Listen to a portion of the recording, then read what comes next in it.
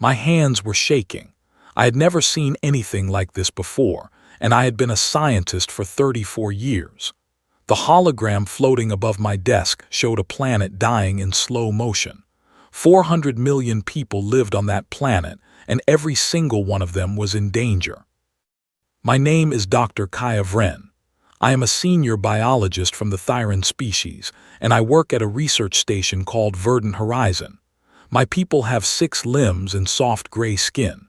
We eat only plants, and we are known across the galaxy for being careful, patient, and very good at science. But right now, all of my training felt useless. The red warning light on my wall had been flashing for 3 hours. I forced myself to focus on the data one more time. A sickness had appeared on Casari Prime, a farming world in our concordat of peaceful species. At first, the doctors there thought it was a simple infection. They were wrong. This thing was different. It changed its own shape every few hours. It jumped from one species to another like it was choosing its next meal, and nothing we tried could stop it. The early reports said 60 out of every 100 people would be lost within 30 days if we did not find an answer. 60 out of 100. I could not even hold that number in my mind without feeling sick. A soft chime came from my door. Our team leader, a tall, crystal-bodied being named Zelthon, walked in. He was from the Velish species, the quantum biology experts. His hard shell caught the light of my lamps and threw blue reflections onto the ceiling. Normally, Zelthon was proud and calm. Tonight, his many eyes looked tired and worried. "The team is ready," he said. "We begin in 1 hour." I nodded and stood up. My legs felt heavy. Who is coming? The best minds in the Concordat. Our 6 most advanced species have each sent 1 senior researcher. We have the full simulation core at our disposal, unlimited computing power, every tool we could ever want. "Good," I said, but I did not feel good. We walked together down the long white hallway to the main lab. Through the wide windows, I could see the stars outside our space station, cold and silent and very far away. Somewhere out there, on a planet called Casari Prime, mothers were holding sick children. Farmers were watching their animals fall ill. And we, the smartest people in the galaxy, did not yet have an answer for them. The main lab was huge. In the center stood the simulation platform, a ring of glowing consoles that could run the most complex biological models ever built. Around the ring, my team was already gathering. Each of them represented one of our 6 most advanced scientific species. There was Zelthon of the Velish, who could model living systems using quantum probability. There was Orinkal of the Oromek, whose crystal-based mind could hold 17 dimensions of data at once. There was Shissa of the Silith, a flowing liquid being who studied how sicknesses moved through populations. There was Paler 9 of the Paler, a genetic architect who could design new life forms from scratch. There was Oskavel of the Druin, who spoke directly to artificial intelligence systems through a link in her mind. And there was me, from the Thyran, who knew how to see patterns in living things. Together, we were the best that our civilization could offer, and together, we were about to fail. As we prepared the simulation, Zelthon received a message on his small wrist device. I watched his shell flicker with irritation. He looked up at us. "I have an announcement," he said. "Command is sending us 1 more person, a consultant from the Outer Rim." Paler 9 tilted his long head. "Who?" "A human." The room went quiet. Then Orinkal made a small clicking sound that I knew meant she was laughing. "A human," she said. "Why would Command send us a human?" I understood her reaction. Humans were still new to our Concordat. They had joined only 40 years ago. They came from a planet called Earth, which was officially classified as a Deathworld of the 12th level. That meant the planet itself was trying to end life. The gravity was heavy. The air had elements that would burn most of our lungs. The animals were fast and dangerous. And the tiny living things, the bacteria and viruses, were so strong that they could break through walls of steel given enough time. Somehow, humans had survived all of that. But survival is not the same as science. Humans did not have proper science academies like we did. They had no tradition of careful research going back thousands of years. They were, in every way that mattered to us, young. "It is a political move," Zelthon said flatly. "The Concordat Council wants to make the humans feel included. We will allow this consultant to watch, and we will continue our real work." The others agreed. I said nothing. I was thinking about Deathworld 12. I was thinking about what it would take to survive on a planet like that. I was not sure if I agreed with my colleagues, but I did not argue. An hour passed. We began our simulations. The great rings of the platform hummed with power, and the first models of the sickness spread across our screens in waves of color. The team worked together, calling out ideas, testing theories, building virtual worlds inside the machine where we could try one treatment after another. It was beautiful work. I felt proud to be part of it. Then the door opened. A small figure walked in. She was shorter than any of us, barely coming up to my shoulder. She had pale skin, dark hair tied back in a simple knot, and eyes that were a strange mix of green and brown. She wore plain clothes, nothing fancy, just a dark gray jacket and soft boots. In one hand she held an old, worn datapad with a crack in its corner. In the other hand she held a metal container with steam rising from it. She looked around the room, gave us a small, tired smile, and said, "Sorry I am late. Long flight. Where is the bug?" None of us answered for a moment. Zelthon finally gestured toward the main display. "The pathogen data is there, Doctor. Please, feel free to observe." Observe, right. She walked slowly to a seat at the edge of the room, set down her datapad, took a sip from her metal container, and sat. I watched her. I could not help it. She did not go to any console. She did not ask to see our simulations. She just sat there, scrolling through something on her little datapad, taking slow sips from her drink. The smell reached me after a moment. It was dark and bitter and strong. Later, I would learn that humans call this drink coffee. It is made from a burned bean that grows on Earth. Most species find the smell unpleasant, but she drank it like it was the most normal thing in the world. I approached her carefully. "I am Dr. Kayavren. May I ask your name?" She looked up and smiled. Her smile was warm, but her eyes were very tired. "Dr. Ellen Hart," she said. "Nice to meet you." "Dr. Hart, may I ask what you are reading?" "Patient data, the raw files from the hospitals on Casari Prime." I blinked. The raw files, but our simulations have already processed all of that information into.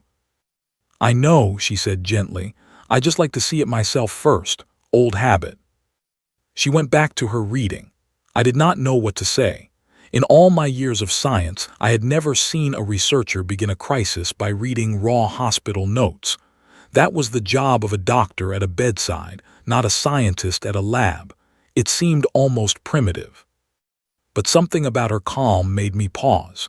She was not worried. She was not rushing to join our work.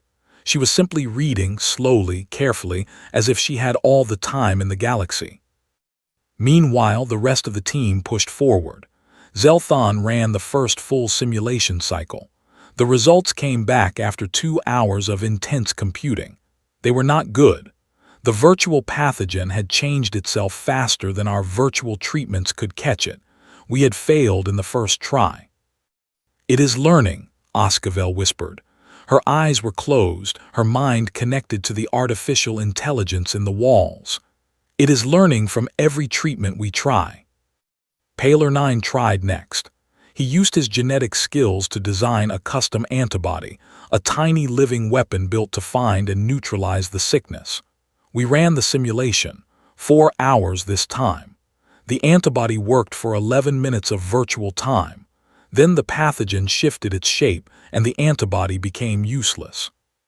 Shissa flowed across the floor to the main console and ran a population spread model. She was the best in the galaxy at predicting how sickness moves through crowds. Her results made the room go cold. If we did not find an answer within 6 days, the spread would pass a point where no vaccine could catch up. 6 days, we were already 12 hours in. I looked back at Dr. Hart. She was still reading, still sipping her bitter drink. I noticed she had stopped scrolling. She was staring at one single image on her screen, her head tilted slightly. "Dr. Hart," I called gently, "do you have any thoughts?" She looked up at me, then at the image again, then back at me. "A few," she said quietly, "but I am still listening. Please go on." Zelthon, who had heard my question, made a sharp sound in the back of his throat. It was the Velish equivalent of a bitter laugh. "Yes, Dr. Hart, please do share your thoughts. We would be most grateful for the wisdom of Earth."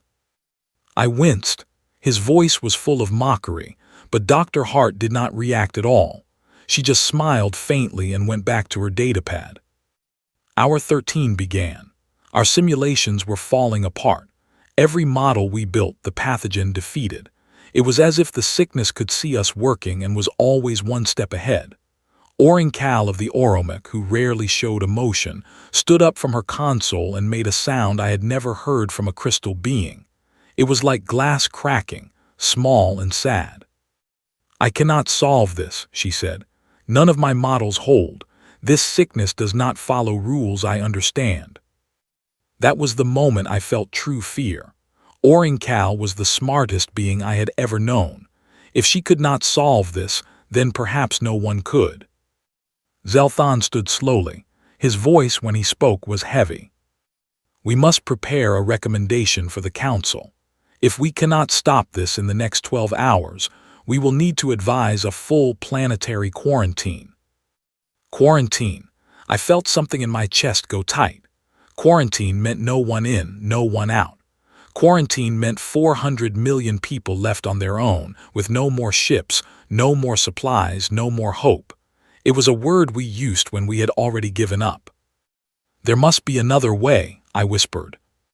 "Show me one," Zelthon said, not unkindly, just tired.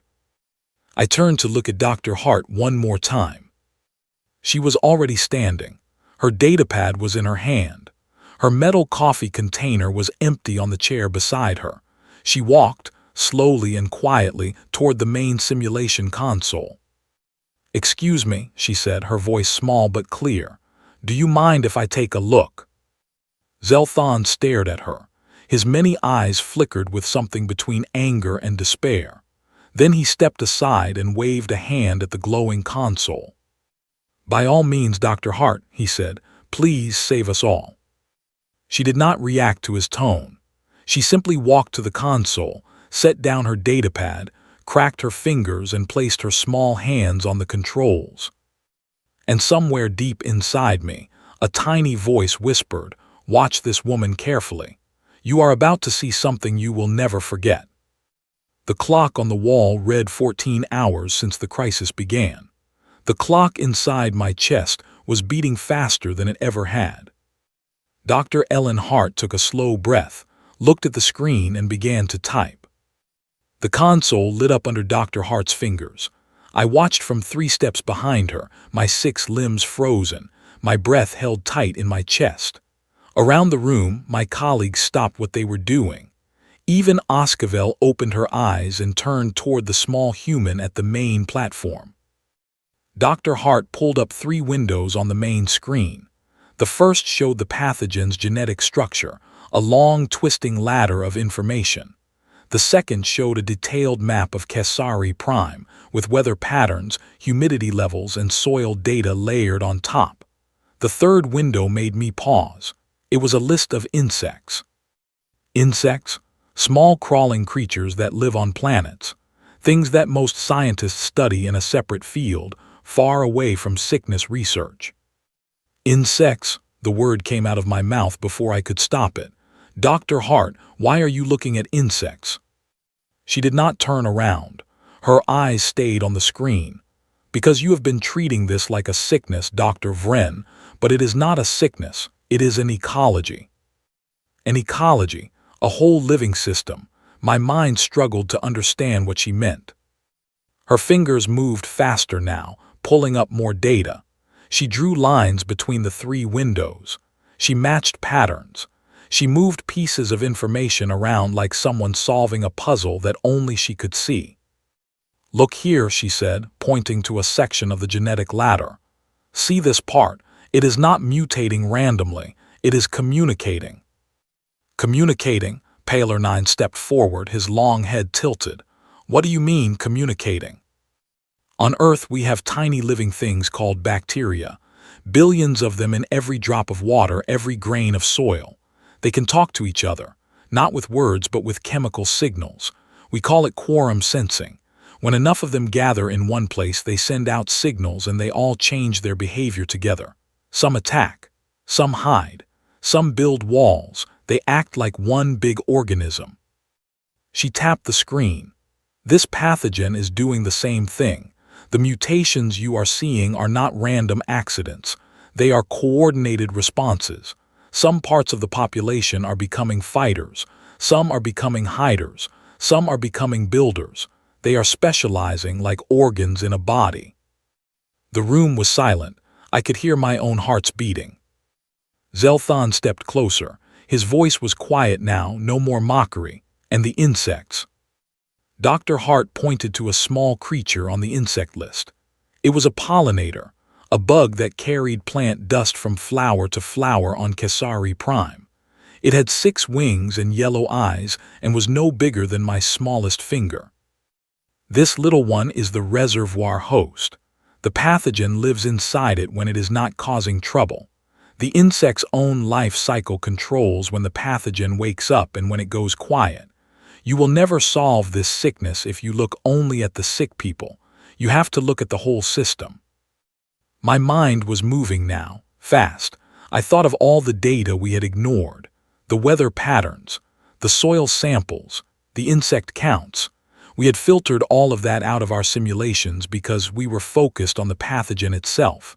We had been looking at one piece of a puzzle and trying to understand the whole picture. Dr. Hart pulled up a blank formula builder. Her fingers started to type.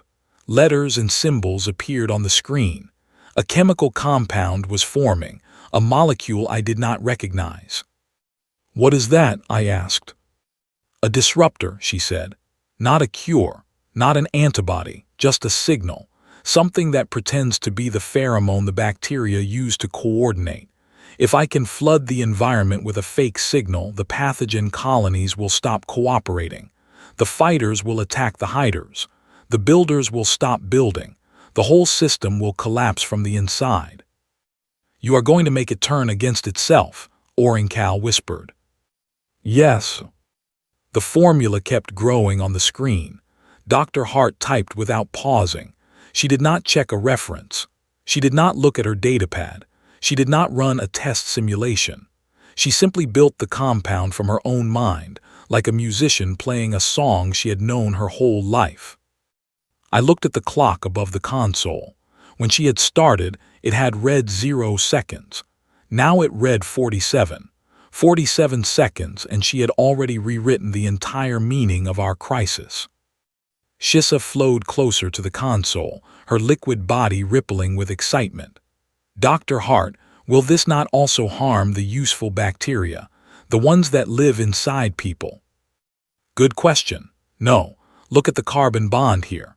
She pointed to a section of the formula. "This part only works on the pathogen's specific quorum signal. Our own useful bacteria use a different chemical language. It will be like whispering a secret word that only the bad guys understand." She kept typing. The formula grew more complex. Other scientists in the room began to murmur. I could hear Zelthon's shell clicking softly, a sign that his quantum mind was running calculations at great speed. He was checking her work in real time, and I saw his expression shift from doubt to surprise to something close to awe. "The probability math works," he said quietly. "The molecule would be stable, the binding sites match." Dr. Hart did not acknowledge the praise. She just kept working. I watched the clock. 70 seconds, 80. The formula was almost complete. She added one final touch, a small branch at the end of the molecule. Then she stepped back from the console and picked up her empty coffee container. "Run that through your simulator," she said. should see a 97% containment within 11 days, give or take. The clock read 90 seconds. 90 seconds, after 14 hours of our finest work. Zelthan moved to the console without a word. His hands moved across the controls. Our massive simulation core hummed back to life, taking in the new formula as its starting point. The team gathered around the main screen. No one spoke, no one even breathed loudly. Normally, a full simulation of this complexity would take 2 or 3 hours to complete. But the formula Dr. Hart had built was so clean, so precise, that our machine did not need to run a million possibilities. It only needed to test one, the one that was already correct. The screen flashed. Results appeared. Containment, 96.8%. Timeline, 11 days. Casualty reduction, from 60% to less than 2%. The silence in the room was like the silence between lightning and thunder. For a moment, none of us could speak. Then Oskavel did something I had never seen a Druid do. She sat down on the floor. Her mind, which was connected to the artificial intelligence of the station, began to send out waves of emotion. Relief, wonder, something almost like prayer. She was crying in the Druid way through thought and signal. Paler 9 pressed his long fingers together in the paler gesture of deep respect. 400 million lives, he whispered. She just saved 400 million lives.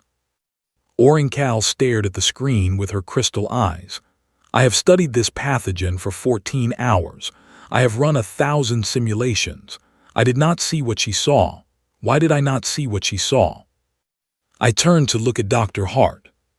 She was standing quietly by the console, holding her empty coffee container. She looked a little embarrassed, a little tired, as if she had just done something small, like fixing a broken door, instead of something that would change our understanding of the galaxy. I walked over to her. My voice came out softer than I meant it to. Dr. Hart, how did you see it? How did you know to look at the insects, at the communication patterns, at the soil? She thought for a moment, then she gave me a gentle, tired smile. Where I am from, doctor, this kind of thing happens all the time. We call it Tuesday. I did not understand the word Tuesday. Later I would learn it was just the name of a day of the week on Earth, the second working day. But she meant something deeper by it. She meant that problems like this were normal for her people. Routine. Something they handled between breakfast and lunch. I could not hold back the next question. It came out almost as a whisper. Does this happen often on your world? She laughed softly. Dr. Vren, on Earth there are more than 8 million kinds of living things. Most of them are trying to eat each other or poison each other or outsmart each other every minute of every day. We have records of great sicknesses that removed huge parts of our population. We survived them. We learned from them. We built whole schools just to study how life tries to end life. When I look at a pattern like this pathogen, I am not looking with my eyes. I am looking with 300,000 years of memory. Her words settled inside me like heavy stones. 300,000 years of memory. Humans had been fighting their own biosphere for that long. Their bodies remembered. Their minds remembered. Their science was not born from curiosity like ours. It was born from necessity. Zelthan approached us. His many eyes were lowered. I realized with a shock that he was making the Velish gesture of apology, a small folding of his upper arms. Dr. Hart, he said, I was wrong about you. I was wrong about your people. Please forgive me. She waved a hand in the air, brushing away his shame. Do not worry about it. You were under stress. Everyone gets a free pass during a crisis. Now is there somewhere around here I can get more coffee, and maybe a place to sleep? I have been awake for 31 hours. Of course, Zelthan said quickly. Of course, I will personally arrange your quarters. As he led her toward the door, she paused. She turned back and looked at all of us. Her tired eyes were kind. You did good work tonight, she said. You really did. I just had a different angle. Do not be hard on yourselves. Different angles save different lives. And then she was gone. The door closed behind her. The six of us stood in the silent lab, staring at the screen that showed our salvation written in chemical letters. Orencal spoke first. Her voice was shaky. I have been a scientist for 200 cycles. I have published 47 papers. I hold 3 chairs at major universities. And tonight, a tired woman with a broken datapad taught me more about living systems in 90 seconds than I have learned in my entire career. Paler 9 nodded slowly. We have been asleep, all of us, asleep in our beautiful simulations. We have forgotten that living things are not math problems. They are stories, and only those who have lived through hard stories can read them properly. Shissa flowed toward me. Her liquid body was shimmering with a color I did not know she could make, a deep, thoughtful blue. Dr. Vren, you were the only one who treated her with respect from the beginning. Why? I thought about it. I thought about my first reaction to her arrival. I had been skeptical, yes, but I had also been curious. There had been something in me that wanted to understand, not dismiss. Because, I said slowly, she came from a Deathworld, and I wanted to know what a Deathworld teaches its children. Zelthan returned to the lab. He had already sent Dr. Hart to her quarters with a fresh container of coffee. He walked to the main screen and looked at the simulation results. The numbers had not changed. 96.8% containment. 11 days. I must send this to the council immediately, he said. The treatment must begin on Casari Prime within hours.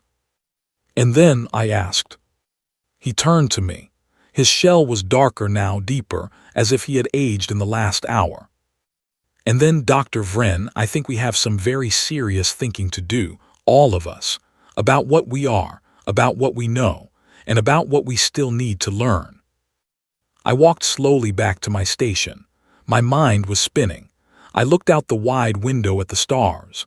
Somewhere out there, far beyond our station, was a small blue and green planet, a Deathworld, a place where tiny bacteria had shaped the minds of an entire species for hundreds of thousands of years. I had spent my whole life believing that advanced science came from advanced civilization, from careful study, from tradition, from academies, but tonight a small tired human had shown me something different. Sometimes the most advanced science comes from the oldest kind of teacher, the teacher called survival. I sat down at my console. My legs felt weak. My mind felt cracked open. And somewhere in the station, Dr. Ellen Hart of Earth was sleeping peacefully, having done in 90 seconds what 6 great species could not do in 14 hours. Tomorrow, I knew, everything would be different, not just on Casari Prime, not just in our little lab, but across the Concordat, across the galaxy, across every assumption we had ever made about who the great minds of our age really were. I closed my eyes for just a moment, and in that moment I made a quiet promise to myself. I was going to learn from this woman, whatever it took, however long it took. I was going to understand what Earth had taught her. Because I had a feeling, deep in my hearts, that the Concordat was going to need many more lessons like this one.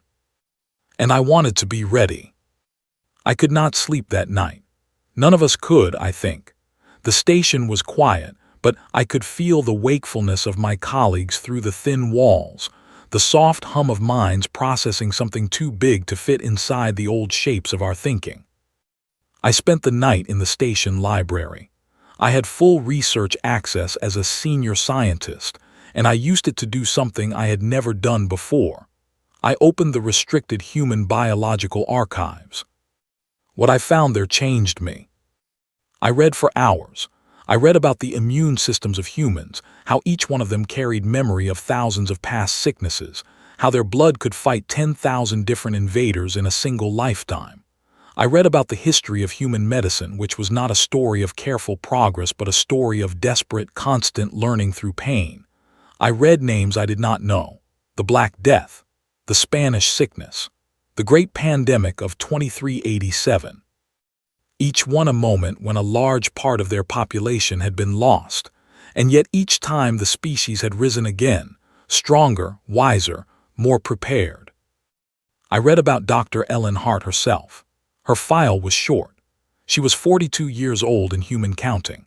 She had been born in a city called Boston on Earth. Her mother had been a nurse who lost her life during the Kessler Plague of 2387 when Ellen was 9 years old. Ellen's university studies had focused on coordinated bacterial behavior, the exact subject she had used to save Casari Prime. She had a daughter named Lily who was 8 years old. There was a quote at the bottom of her file, taken from her doctoral defense many years ago.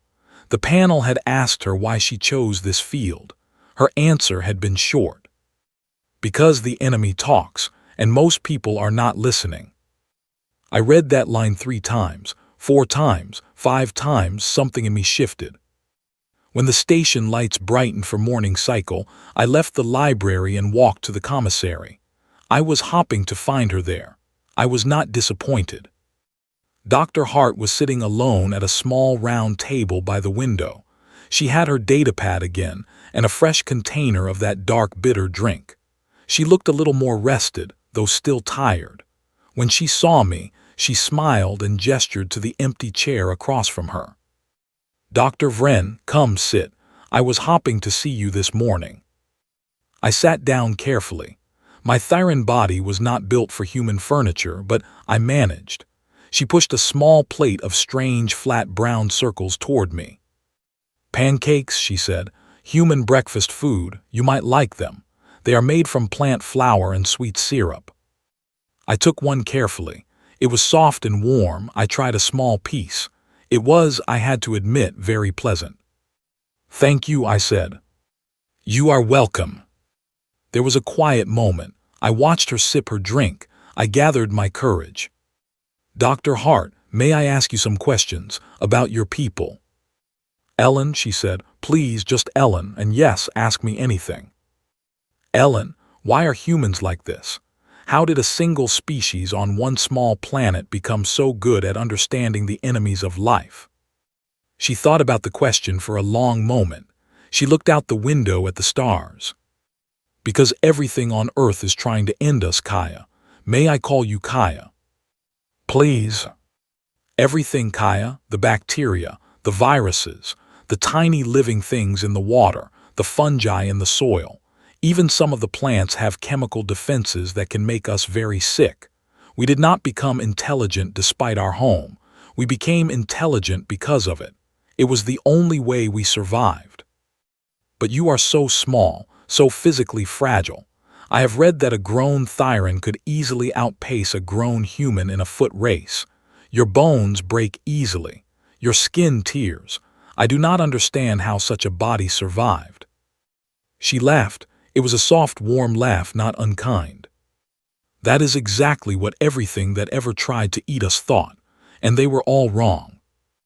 I leaned forward. "How?" "We had one weapon, pattern recognition. Our ancestors who survived were the ones who could see the tiger hiding in the grass before it jumped, the ones who could tell which berry would make them sick, the ones who could notice when a member of their tribe started acting strange, that something invisible had entered them. Over millions of years, our minds became very good at seeing what is hidden, especially when what is hidden wants us dead." I thought about her work at the console. She had stared at one image for 2 hours. I had thought she was being slow, but she had not been slow. She had been hunting. "Your simulations," she continued, reading my thoughts, "are beautiful. Mathematically, they are perfect. I have never seen work as elegant as what your team built last night. But your team was looking for answers in the numbers. I was looking at the raw patient data because on my world, the enemy always tells you what it wants if you look carefully enough. You just have to know how to listen." "Show me," I said. "The pattern you saw, show me how you knew." She nodded. She pulled up her datapad and turned it toward me. The image she had been staring at appeared. It was a cross-section of infected tissue from a Casari patient, made very large. To my eyes, it looked like chaos. Spots and shapes and colors scattered across the field.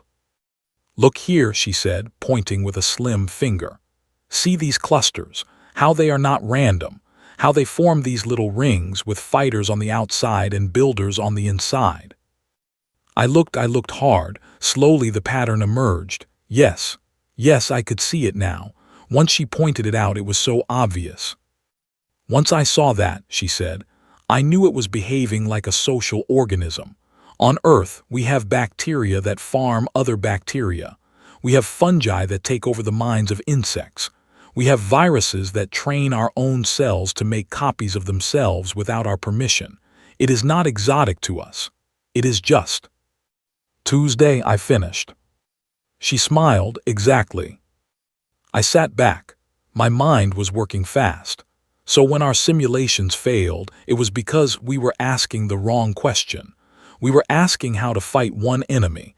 We should have been asking how to break the rules of an enemy society. Yes, and the thing is, Kaya, I do not want you to think I am smarter than your team. I am not. Zelthon's quantum biology is far beyond anything we can do on Earth. Orincal's crystal cognition is genius.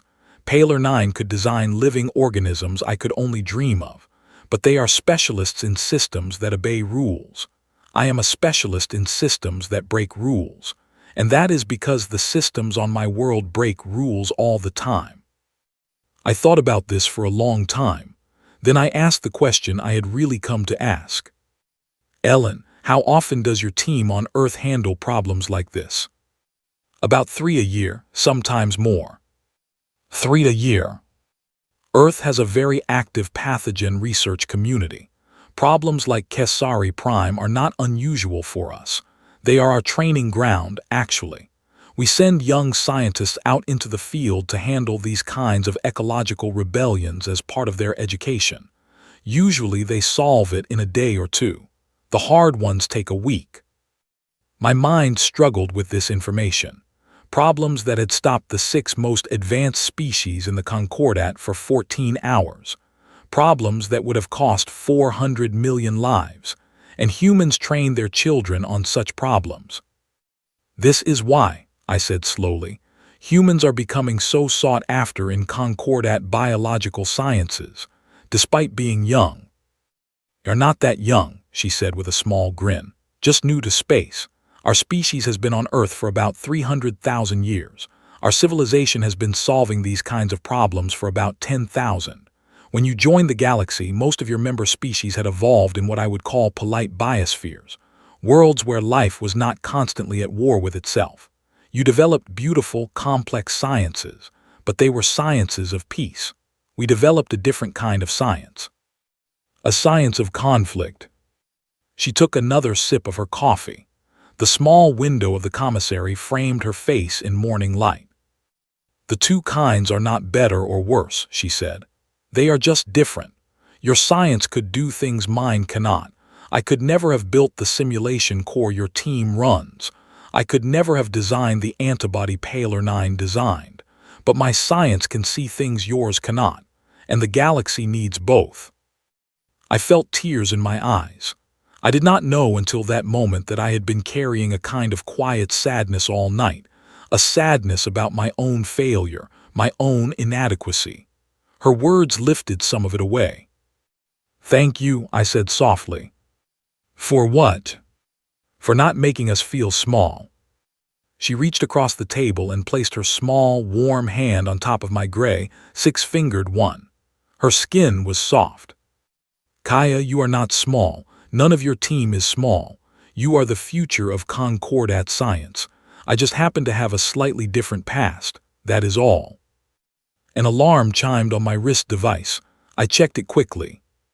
The first reports from Casari Prime, I said, my voice rising with excitement. The treatment has begun. Early signs are. Wait, let me read this carefully. I scrolled through the data. My hearts began to beat faster. Ellen, containment rates are matching your prediction exactly. The pathogen colonies are collapsing. Patient recovery is beginning within 4 hours of treatment. 37 cities already report stable conditions. She smiled. It was a small, satisfied smile, the smile of a craftsman who has finished a piece of work and knows it is good. "Good," she said, "that is very good. You have saved them all, every one of them, 400 million people." "We saved them, Kaya. Your team built the simulation. Your team confirmed the formula. Your team arranged the rapid deployment. I only provided one piece of the puzzle. The piece we could not have found without you." She did not argue with that. She just nodded gently. A thought struck me. "Ellen, have you eaten your breakfast properly? You have only been drinking coffee." She laughed. "Coffee is half my food group, Kaya. But yes, I should eat something before I head home." "Home?" "My daughter has a school performance this evening. She is playing a flower in her class play. I promised her I would be there." I could not believe what I was hearing. This woman, who had just saved an entire world, was rushing home to watch her child play a flower in a small school event. "Of course," I said, "of course you must go." She began gathering her things, her worn datapad, her empty coffee container. She stood up, stretched her small body, and then paused. "Kaya, can I ask you something now?" "Anything." "What did you feel last night when I walked into the lab?" I thought about it honestly. I felt skeptical. Most of my colleagues felt contempt, but I also felt curious. I wanted to understand you. I wanted to know what a Deathworld teaches its children. And now I feel like I have been looking at the galaxy through one eye my whole life, and you have just shown me the other eye, and the view is so much wider than I ever imagined. She smiled. Her eyes were wet. "Then I will tell you something, Kaya. Most species we meet, they look at us humans and they see our small bodies and our short lives and our funny drinks and they think we are not serious. But the ones like you, the ones who stay curious, the ones who ask the real questions, those are the ones who make bridges between our worlds. The galaxy needs more bridges." She picked up her things. She took a final sip of her coffee. Then she said something that has stayed with me ever since. "Kaya, a Deathworld does not just make you strong, it makes you humble. When everything in your environment can end you, you stop pretending you are in charge. You learn to listen. You learn to watch. You learn that the best answer usually comes from the thing you almost missed. That is the real gift of Earth, not our strength, our humility." And with that, Dr. Ellen Hart of Earth walked out of the commissary to catch her shuttle home. I sat alone at the small table for a long time. The sun through the window warmed my skin.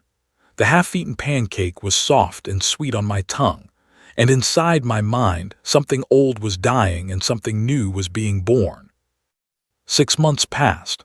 The memory of that night stayed with me through every hour of every day. Casari Prime made a full recovery. The treatment Ellen had built worked exactly as she said it would.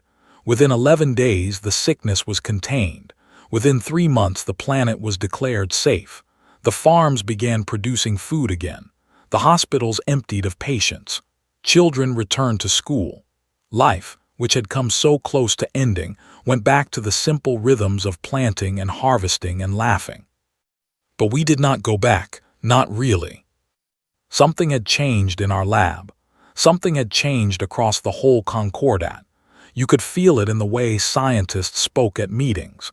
You could feel it in the new research papers being published. You could feel it in the questions students were beginning to ask at the great universities. They were calling it the Casari Reckoning. I was promoted.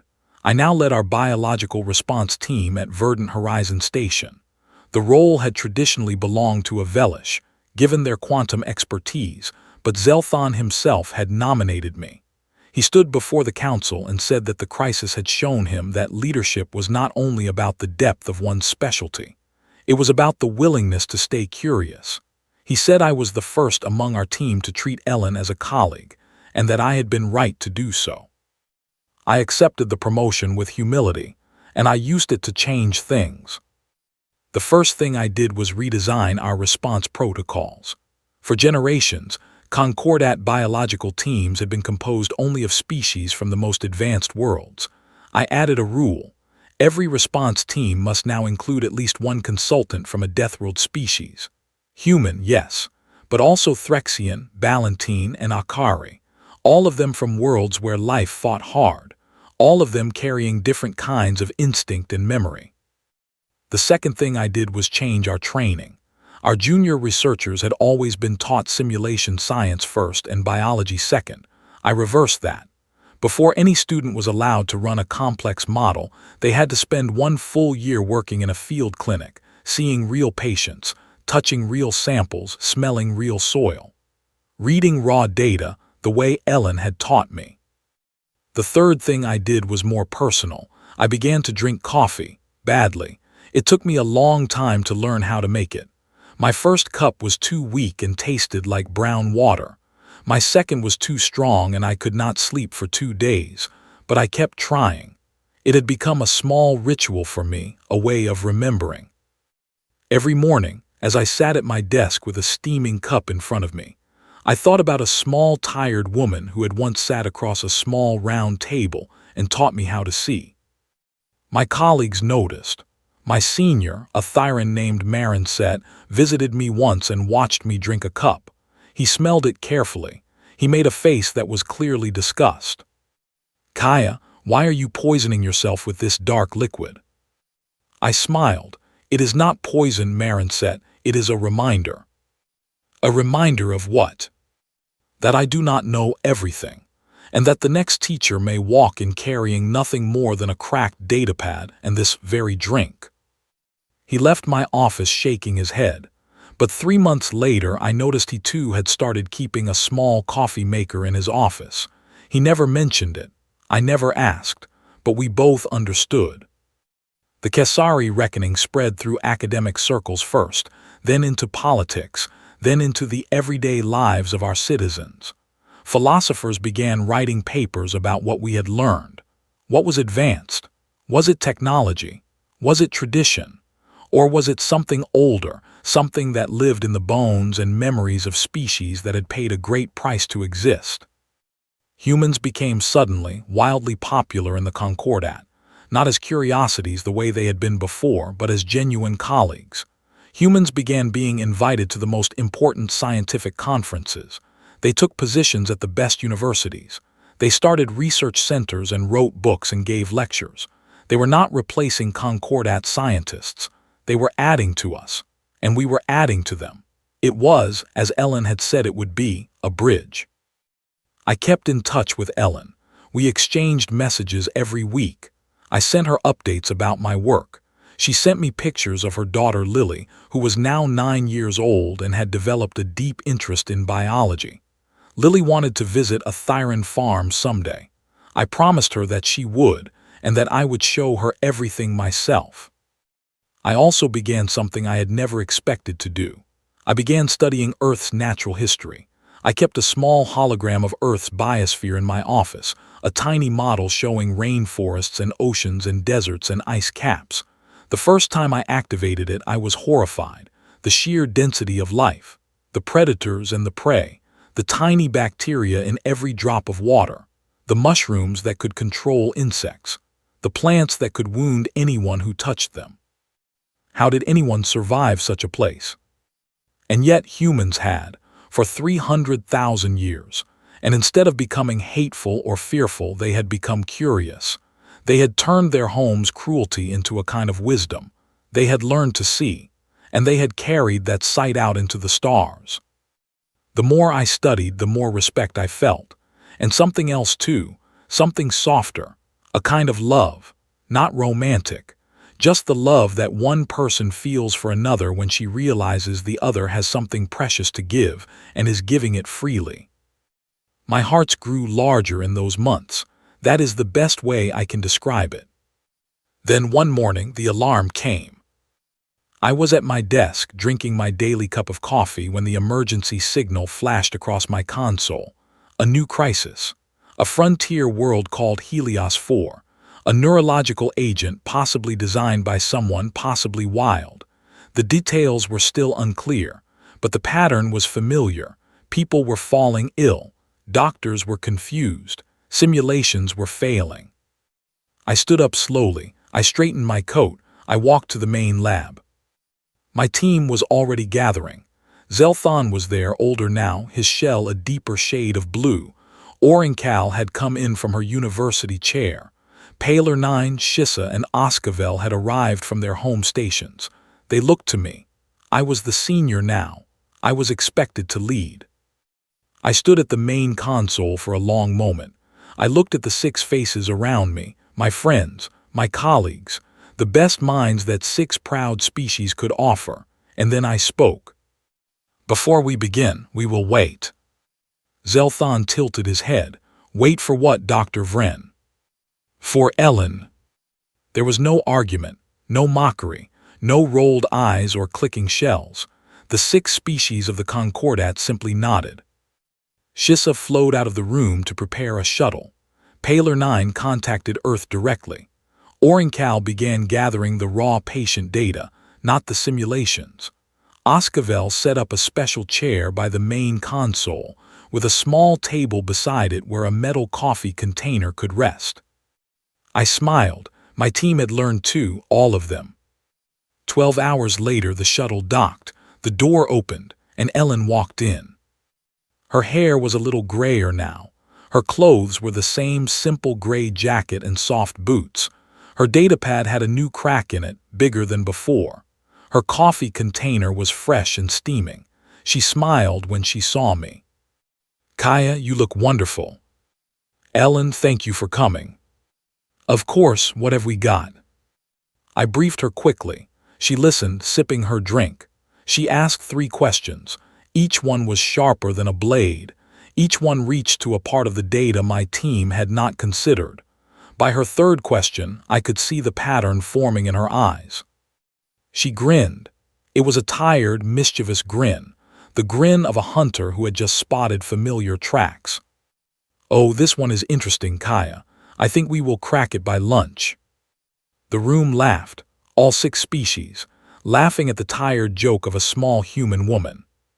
We got to work. And this time I did not stand 3 steps behind her. I stood beside her. Sometimes I asked her questions. Sometimes she asked me questions.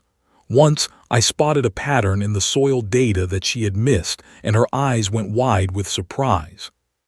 Kaya, she said, you have been reading my notes. I have been reading everything I can get my hands on. Good, that is very, very good. We solved the Helios 4 crisis in 6 hours, not by lunch, but before dinner. The containment rate was even better this time, 98%. The casualty reduction was so steep that the numbers made the Helios 4 Council weep when they read them. That evening, after Ellen had eaten her small meal and rested, we walked together through the observation deck of the station. The glass windows showed the wide, star-filled night of space. She held her coffee in her hands. I held my own cup, which I had finally learned to make properly.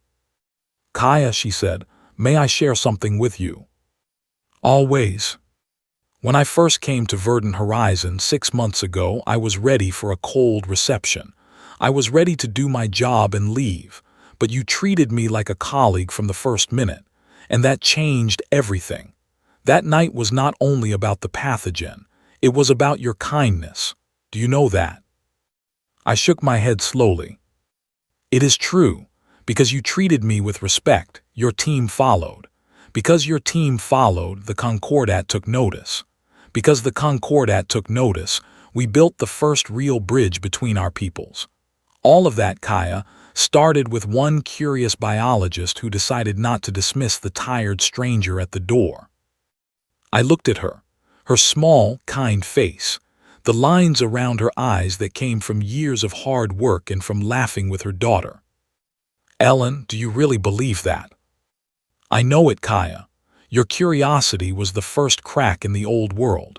Everything we have built since then grew from that crack. We stood in silence for a long while. The stars moved slowly past us. Somewhere among those stars was Earth.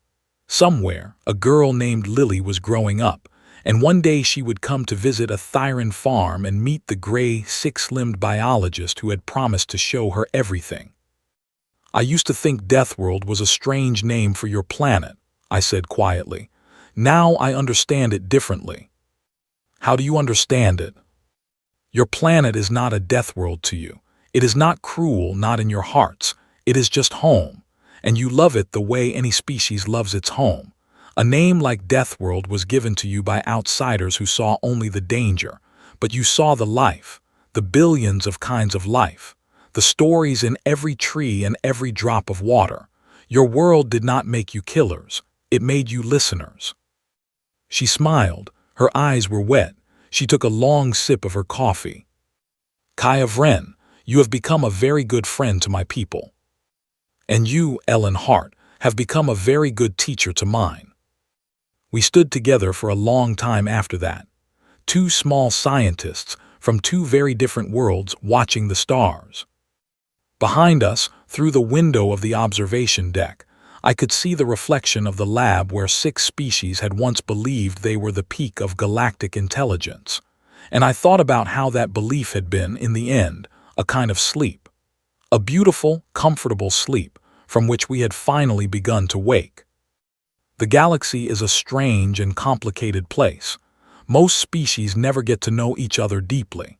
They trade, they negotiate, they sometimes go to conferences, but they rarely sit together at small round tables and ask the hard questions. I am glad in the deepest part of myself that I sat at that table. I am glad that I asked those questions. I am glad that a tired woman from a small blue planet took the time to answer me honestly. Because of her, 400 million people on Casari Prime lived. Because of her, another 100 million on Helios 4 lived. Because of her, children on many worlds will grow up in a galaxy that knows something important. That the greatest science is not always born in the largest laboratories. Sometimes it is born in the hardest homes, carried by the most ordinary hands. That humility is not the enemy of wisdom, it is its mother. That a bridge between worlds can start with a single cup of coffee, a single worn datapad, and a single person willing to listen. I finished my coffee. I smiled at Ellen, and together we walked back inside the station, where the stars through the windows looked a little kinder and the future looked a little wider, and the galaxy, for one quiet moment, felt like one shared home. The end.